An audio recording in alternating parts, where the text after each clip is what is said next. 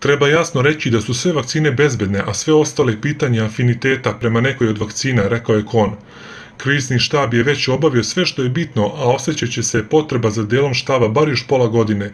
Imaćemo oružje, to jeste vakcinu, i treba je što pre upotrebiti, rekao je član kriznog štaba, epidemiolog Predrag Kon. Brzina organizovanja vakcinisanja direktno utiče na tok pandemije, rekao je Kon za jutarnji program.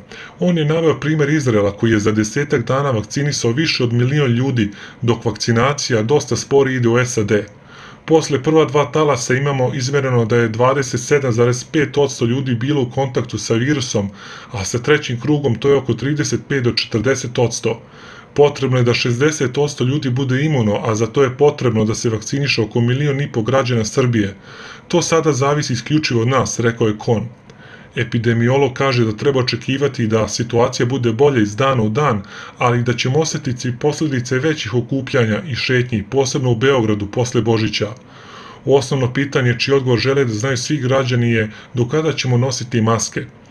To pre svega zavisi od imuniteta. Sa 60% virus još uvijek može da zacirkuliše, ali će to svakako biti manje nego sada.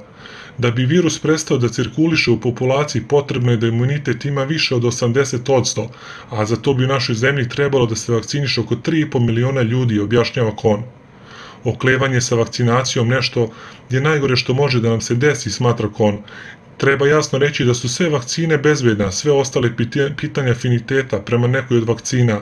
Epidemiolog kaže da mora da se shvati da je neophodno da se sprovede vakcinacija, jer čekanje usporava najjaču preventivnu meru. Optimizam sada treba da prezentujemo, nema čekanja, država je do sada učinila sve što je mogla, vakcina ne može da stoji, već treba odmah da se koristi.